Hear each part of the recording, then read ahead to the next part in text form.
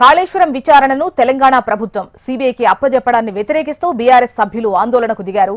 Gun park ఎదుట నిరసనకు దిగారు. ప్రధాని మోదీ, ఏపీ సీఎం చంద్రబాబు డైరెక్షన్లో రేవంత్ రెడ్డి యాక్షన్ అంటూ నినాదాలు చేశారు. కేసీఆర్ పై సీబీఐ విచారణ వేయడం చీకటి రోజని శాసన మండలిలో బీఆర్ఎస్ ప్రతిపక్ష నేత మధుసూదనాచారి అన్నారు. ప్రభుత్వం కుట్రపూరితంగా వ్యవహరిస్తోందని ఆరోపించారు. సభలో సీఎం రేవంత్ రెడ్డి ప్రజా సమస్యలపై మాట్లాడకుండా పారిపోయారన్నారు. సీబీఐ విచారణను వెంటనే నిలిపివేయాలని డిమాండ్ చేశారు. శాసన మండలిలో సభ్యుల హక్కులను కాపాడడంలో ప్రభుత్వం విఫలమైందని ఎమ్మెల్సీ దేశపతి శ్రీనివాస్ విమర్శించారు. మండలిలో యాక్షన్ టేకెన్ రిపోర్ట్ ఎందుకు ఇవ్వలేదని ప్రశ్నించారు.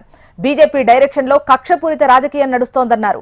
కాళేశ్వరం ప్రాజెక్టును ఎలా కాపాడుకోవాలో తెలుసన్నారు బీఆర్ఎస్ నేతలు.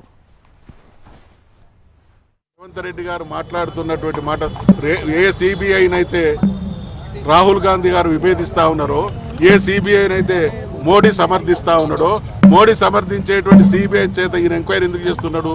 వీళ్ళంతా లోపాయికారి. రేవంత్ రెడ్డి గారు ఏ పార్టీలు ఉన్నాడో, ఏ పార్టీ కనుసన్నల్లో నడుస్తా ఉన్నాడో అనడానికి జరుగుతున్నటువంటి పరిణామాలన్నీ నిదర్శనం. ఇవాళ శాసన మండలి చైర్మన్ మా హక్కుల్ని కాపాడడంలో విఫలమయ్యారు, మండలి గౌరవం కాపాడడంలో విఫలమయ్యారు. శాసనసభ సెక్రటరీ ఏం చేస్తున్నారు? ఆయన ఇట్లా ఇక్కడ మా మండలిలో చర్చ లేకుండా ఎట్లా ఉంటుంది? మండలిలో యాక్షన్ టేకన్ రిపోర్ట్ ఎందుకు ఇవ్వరు? ఇవాళ జరిగింది ఏమిటి? ఏం చేశారు? అసెంబ్లీలో పెట్టాలంటే ఉభయ సభల్లో పెట్టాలి. యాక్షన్ టేకెన్ రిపోర్టు శాసనసభలో కూడా పెట్టకుండానే రాత్రి 2 దాకా నాటకాన్ని నడిపించారు. చివరికి ఏం చేయాలనుకున్నారో అది చేశారు.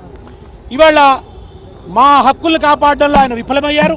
వాళ్ళకి చాలా స్పష్టంగా తెలుసు రిపోర్ట్ క్వాష్ కాబోతోంది కోర్టులో. ఎందుకంటే 8B కింద నోటీసులు ఇవ్వలేదు, 8C కింద క్రాస్ ఎగ్జామినేషన్కు అవకాశం ఇవ్వలేదు. కనుక రిపోర్ట్ క్వాష్ కాబోతుందని తెలుసు కనుకనే ఆదరాబాద్రాగా ఆదివారం నాడు అసెంబ్లీ పెట్టి 2 గంటల దాకా నడిపారు, అర్ధరాత్రి దాకా. ఇదంతా కూడా బడే భాయ్ గారి సమర్పణలో నరేంద్ర మోడీ గారు సమర్పించు, విశ్వగురువు సమర్పించు, రేవంత్ రెడ్డి గారి గురువైనటువంటి చంద్రబాబు గారి దర్శకత్వంలో రేవంత్ రెడ్డి గారు పాత్రధారిగా నడిపిస్తున్నటువంటి రసవత్తర రాజకీయ నాటకం. ఆ నాటకంలో భాగమే నిన్న నడిచినటువంటి అసెంబ్లీ. చివరికి దాన్ని సిబిఐకి అప్పజెప్పాలనేటువంటి నిర్ణయము.